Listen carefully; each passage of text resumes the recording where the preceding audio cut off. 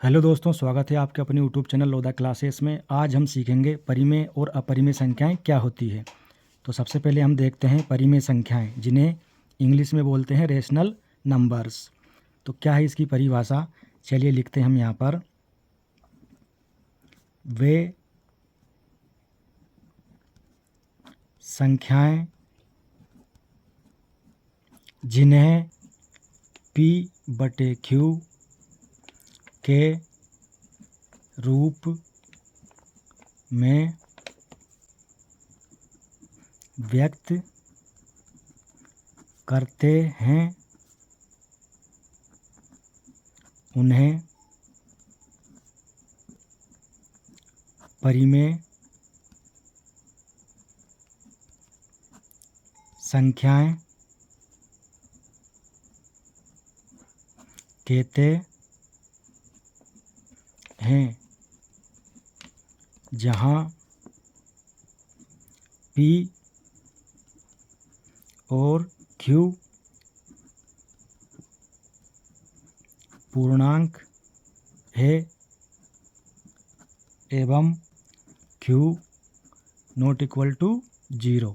तो परिमेय संख्याएं क्या होती है? वे संख्याएं जिन्हें हम P/Q के रूप में व्यक्त करते हैं यानी कि लिखते हैं, उन्हें हम परिमेय संख्याएं कहते हैं। जहाँ पर ये P और Q दोनों क्या है? पूर्णांक है, और Q यानी जो इसका हर होगा वह कभी भी 0 नहीं होगा। हर यानी कि Q। ठीक है, चलिए इसका उदाहरण देखते हैं हम यहाँ पर। जैसे 7 एक परिमेय संख्या है। ठीक है, 7 क्यों है मैं बताऊंगा अभी, देखो। और 2/3, अब आप सोच रहे होंगे ये तो P/Q के रूप में लिखी हुई है, तो ये तो आपको समझ में भी आ रही होगी कि ये परिमेय संख्या है। लेकिन 7 इसके बटे में तो कुछ है ही नहीं, तो आप सोच रहे होंगे ये कैसे परिमेय संख्या है, जबकि परिभाषा तो है इसकी कि P/Q होना चाहिए। तो आपको मैं बताता हूँ, देखो। जब भी किसी संख्या के बटे में कुछ नहीं होता है तो उसके बटे में हमेशा 1 होता है। ठीक है, तो इसके बटे में हम 1 लिख सकते हैं, तो ये P/Q के रूप में बन जाएगी, है ना। और 1 नॉट इक्वल टू 0 बिल्कुल है, तो ये भी परिमेय संख्या है। ठीक है, इसको हम क्या लिख सकते हैं? 7 को 7/1, और 1 से कोई फ़र्क नहीं पड़ता है बटे में रहने पर, इसलिए उसको हम लिखो या मत लिखो, लेकिन चाहें तो हम लिख सकते हैं, इसलिए ये भी क्या है? एक परिमेय संख्या है। अगला देखो, 5/8, 13/12, 22/7, ये पाई का मान P/Q के रूप में है, ये भी है ना। और जो आपका 1/3 है ना, 1/3, और इसका जो मान होता है 1/3 का 0.333, और भी ये चलता ही चला जाता है, अनलिमिटेड। ये जब भी आप 1 में भाग देंगे 3 का तो ये आता ही चला जाता है। तो ये भी एक कभी आपको दिखे इस रूप में, है ना, जैसे ऐसा दिखे 0.3333, तो ये भी आपका क्या है? परिमेय संख्या है। क्यों है? देखो, इसको हम क्या लिख सकते हैं? 0.3 और उस पर लगा देंगे हम बार। ठीक, इस रूप में दिखे या इस रूप में दिखे, इस दोनों ही स्थिति में ये क्या है? परिमेय संख्या है। क्यों है? क्योंकि जब भी इसका बार हटाएंगे हम तो दशमलव भी हट जाएगा और बटे में आ जाएगा 9। एक संख्या पे बार होता है तो एक बार नीचे बटे में यहाँ पर 9 आ जाता है हर की जगह, तो ये P/Q के रूप में हो गई। ठीक है, तो इस प्रकार से ये भी परिमेय संख्या है।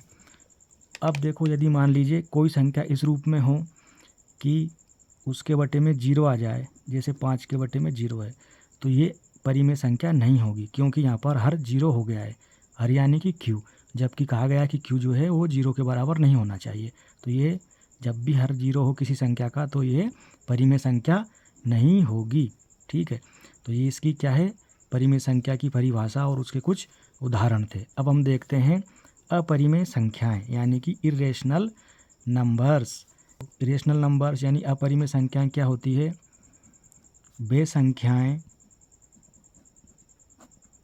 जिन्हें P/Q के रूप में नहीं लिख सकते उन्हें अपरिमेय संख्याएं कहते हैं जहाँ P और Q